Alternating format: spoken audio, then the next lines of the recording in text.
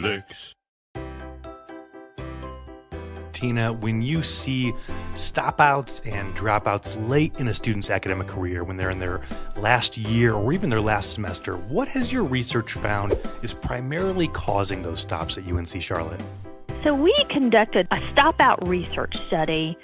We bring in a large number of transfer students per year. A lot of them have used some of their aid eligibility at other institutions. And so we saw that by their senior year, they were losing some aid eligibility. As we all know that Pell, you only have 12 semesters of Pell. And, what we found is they weren't students who were performing poorly academically. 63% of them had a GPA above a 2.5. So when we surveyed this population, what we found is that 74% of them indicated that financial concerns was the motivator for stopping out.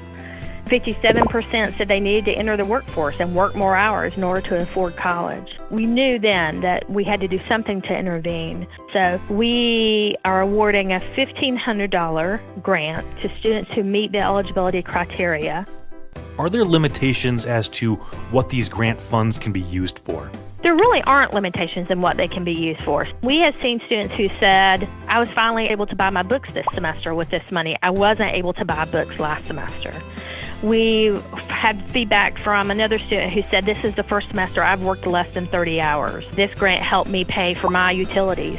And so it is a grant that some students will use towards their tuition, other students will use to buy their books, and then other students will use it to help feed their families. How successful have these microgrants been in getting at-risk students to continue on track toward graduation? The overall graduation rate is currently 24 points higher for the Gold Rush grant recipients over our control group of eligible students not selected for the grant.